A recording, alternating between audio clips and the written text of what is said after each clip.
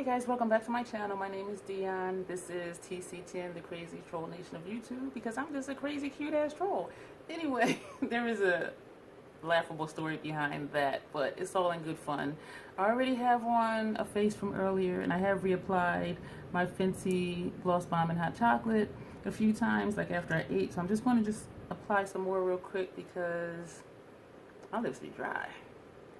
I don't know what's going on this year. I think I'm just hormonal. Anyway, today I'm gonna do my first look with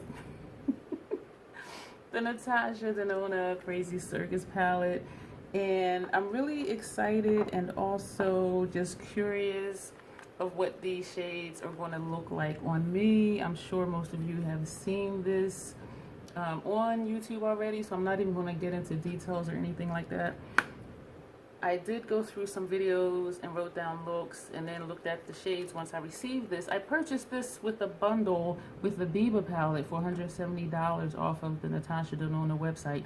Yes, I already had Biba. I already knew I was going to be purchasing it eventually. And for that deal, $170 for that $129 palette, along with this $129 palette, I could not pass it up. And so Biba is just going to wait, the new one, she's going to wait until the old one is, well, the current one expires, and then I'll open that. But I have been looking on YouTube at different looks, different people, and once I did receive this, which was a few days ago, today is July 11th, I then went through the colors and did arm swatches to see like what the shades would look on me, and I'm going to post a picture. It looks really crazy.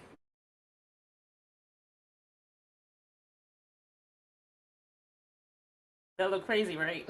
Because I wanted to see like what is it going to look like on my skin tone, because it didn't seem to be a lot of tan complexioned individuals, and it didn't seem to be a lot of POC individuals using this palette. And so even if looks looked pretty, they looked maybe more pastel than I like for myself, or more cool tone than I like for myself. And so I was like, let me see. And so I figured that out and kept the looks that I thought would look nice on me. And some I was just curious because some of these colors are just like really, really beautiful. And so I'm intrigued by this one, which is Grin, I believe. Yes, this one is Grin, and this is Aerialist. So I'm intrigued by those, and of course the darker shades, because I love me with dark shades. And this one is not dark, but it's bright, and this is a dark matte. And so I'm just curious of how on me these different tones will look. And so I'm not going to keep babbling. I'm going to get into it. I'm going to prime my eyes first. I'm going to cut that part out.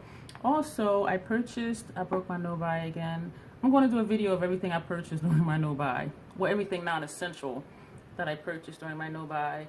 And some of it was moments of weakness because June was emotional for me. Then my grandmother passed away. And there's just something satisfying about just clicking place order, which it shouldn't be. But so I already knew I wanted makeup brushes. I wanted smaller shader brushes, and it was on my to buy list once the no buy was over. And I just had a moment and I ordered brushes. And so it wasn't anything random. It was just a lot sooner than I had planned on purchasing them. And so I am going to be using some of those new brushes today. They feel a little pokey. Let me stop talking about the brushes. But so I want to see if I like them to determine if I'm going to keep the brushes or not. I'm going to start priming my eye, and then I'm going to cut this part out so that way you guys can just see the tutorial. This look I'm doing is from Heather Austin, and she did this look on March 17th, and we're going to see what it looks like on me. And I'm going to do the placement different because she did transition first and then the crease colors, and she did her lid last.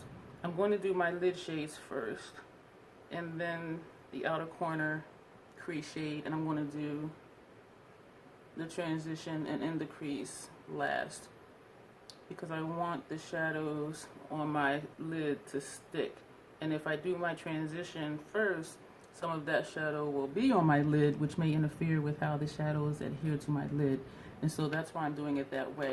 I'm really going to stop talking now, blend this out, and then we'll jump into the actual tutorial. We're going to take Spiral here on the lid, and because it's going on the lid, I'm using a large brush I may or may not then need to go in with a smaller brush just to make sure it's close to my lash line. But we're going to start with this brush. Next, we're going to take Grin with a small shader brush. And this is one of the new ones. So we'll see. Grin is this shade here, and that's going to go on the center of her lid. I believe she wet her brush, but y'all know I don't do that. And so we're going to see if it shows up. And it is a little bit, it is changing the shade a little bit, so I can see that it's there. And yes, I know it would be more intense if I wet my brush, but I want to see how these work as they are. This is what this is looking like so far, and I don't like this brush because it does feel pokey, like just touching it with my fingers, like running my fingers across the bristles, but it also feels prickly on my lid, especially like in this area, I guess because the tip of it is going into my crease, and so I'm not liking this brush. We're going to take Aerialist, this shade here, sorry for the glare, and this is going to go, and this is a slanted brush, there you go. This is going to go on the inner tear duct area, and I am just going to bring it up some. Not a lot, but just a little bit. Ooh. You know what? I'm going to just cover Spiral on the lid. I didn't intend to do that, but this is a pretty shade. I like that. And I'm going to wrap it just a little bit.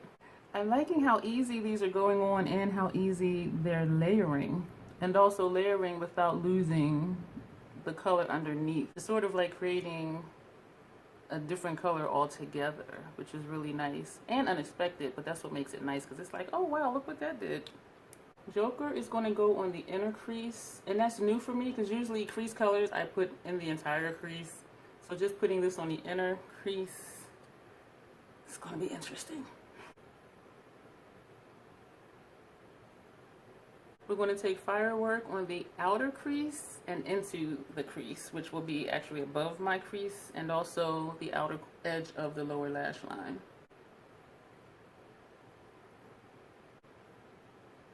This is looking strange. This was basically the look.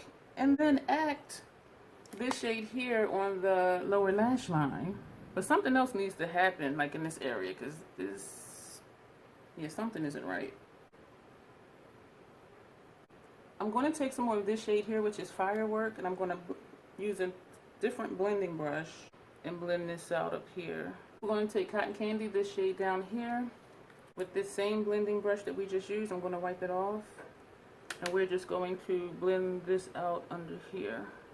Something else needs to happen. I like how this color looks over top of Spiral. I like how Grin looks over top of Spiral. But something is just throwing me off with this look, and I'm not sure what it is. I did not add any additional shadow on this brush. I'm just trying to figure out what to do. But basically, well, not basically, this is the look minus Cotton Candy under here that she did. I think it's okay. Maybe I'm not used to this color combination. Maybe the colors were no additional shadow on this brush. No additional, I'm sorry, I just said that. I'm out of it, y'all. I'm sorry. I'm not sure. And maybe I just need something more matte, like right here. Which, Firework, let me do that again. Firework, take the right one. The orange matte. And put some more of that like right here, because it just seems like something is just off. I like how the colors show up. The colors are very easy to work with. There is some kick up in the pan, which doesn't bother me. I'd rather kick up in the pan than fall out on my face. And saying that, I did feel Grin falling on my face, like somewhere down here when I applied that on my lid. But there's, I don't know, something.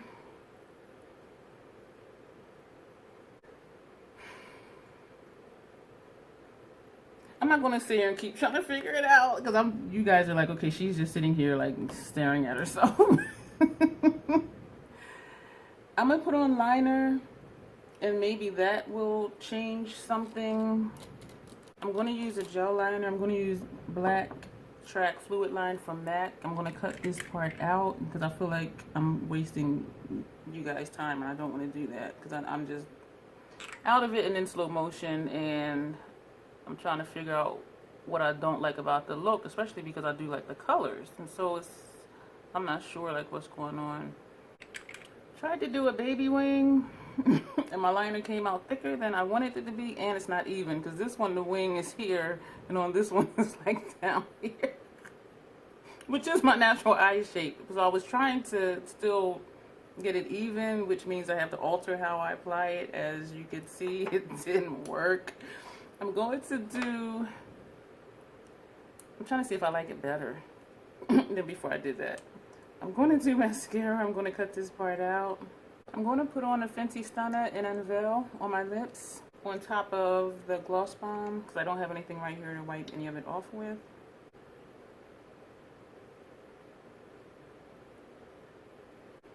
Here we have it, my first look with, where did I put it? The Natasha Denona Crazy Circus palette.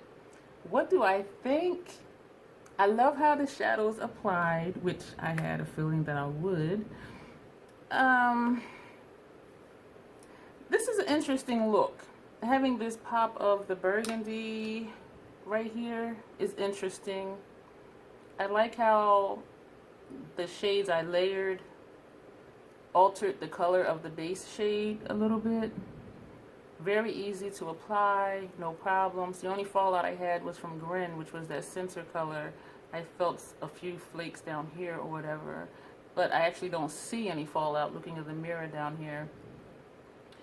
I think it's an interesting look, and I do think that I would do it again. I think, though, I would pair it with Biba just to get some depth in my transition area, because this is very much a shiny look and I don't like a complete shiny eye.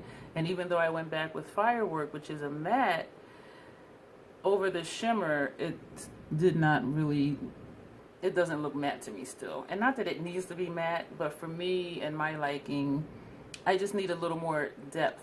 And that's the importance of, when you look at looks other people do, this is the importance of finding someone that's in your complexion so you can have a better idea of how that look will look on you. And also they say find someone who has your similar eye shape, because I do have slightly hooded eyes and also puffy. I should probably just say puffy because I have all this space right here. And so that's what makes it interesting, is when I see looks, I'm like, oh, that's pretty, and then I think, how is that going to look on my skin tone? How is that going to look with my eye shape? You know what I'm saying? And so I would do this again, but I think I would add something else, maybe even just up here, like a bone color. Well, not a bone color, but a skin tone color, which I can get from the Biba palette or the Camel palette. Just something, like something is missing. I like it, but something is missing. So I'm going to leave that there. I know my T-zone is oily. Thank you. I'm going to go. Thank you for being here. Let me know what you think of this look, and you will see me in the next video. If you've done looks with this palette, feel free to post them below, and I will check them out, and you will see me in the next video. Thanks, guys. Bye.